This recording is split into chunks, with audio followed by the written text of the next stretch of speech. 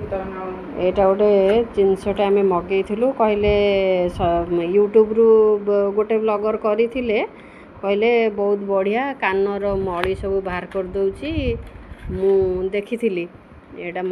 ସେଥିପାଇଁ ଏଇଟା ଆମାଜନରେ ମିଳିଲା ମୋତେ ମୁଁ ଆମାଜନରୁ ମଗେଇଥିଲି ତାପରେ ଟେଷ୍ଟ କରିକି ଦେଖୁଛି ଏଇଟା ଆକ୍ଚୁଆଲି ଫେକ୍ କି ସତରେ କାନରୁ ମଳି ବାହାର କରୁଛି ଆପଣମାନେ ନିଜେ ଭିଡ଼ିଓ ଦେଖିଲେ ଜାଣିପାରିବେ ଚାଲନ୍ତୁ ଦେଖିବା ଟେଷ୍ଟ କରିବା ଏଇଟା ନହେଲେ କେତେ ଚ୍ୟାନେଲ ବାଲା ସବୁ ୟାକୁ ପ୍ରମୋସନ୍ କରୁଛନ୍ତି ଏ ସତରେ ମଳି ବାହାରୁଛି ଆମେ ବି ଟିକେ ଟ୍ରାଏ କରିକି ଦେଖିଦେବା ନା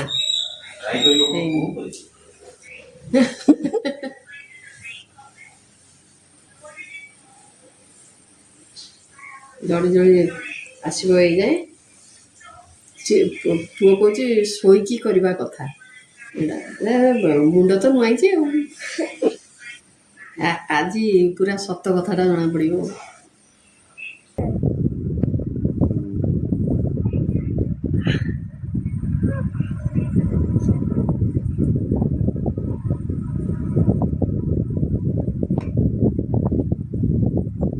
କାନରେ କିଛି ଭିଡ଼ିଓ ଲଡ଼ା ଲାଗୁଥିଲା କି ରେ ନୁ ତଳେ ଥୋଇକି ଗଲେ ଗାର ଯାଏଁ ଜଳୁଥିଲା ଟି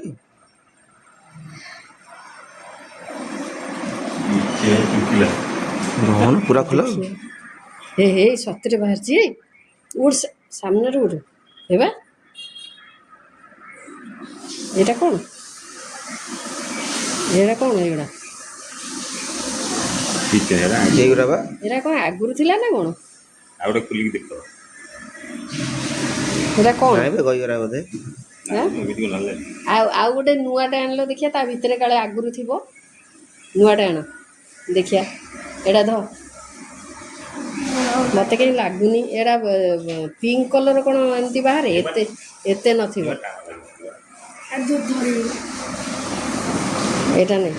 ଏଇଟା ଧରିଥା ଦେଖିବା ନୂଆ ଗୋଟେ ତଳେ ଥଉନୁ ସେଟା ଖୋଲିବା ଗୋଟେ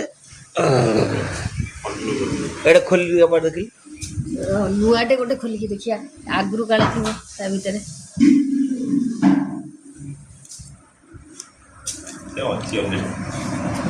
ଆଣିଲ କଇଁଚି ଗୋଟେ ଏଠୁ ଚିରି ଦେଉନୁ ଅଠା ଲାଗିଛି ବା ଛାଡ଼ୁନି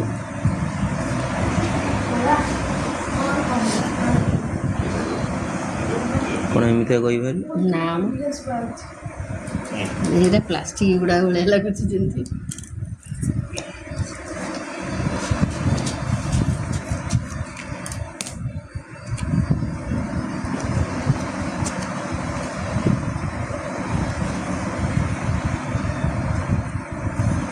ନାଇଁ ତ କିଛି ନାହିଁ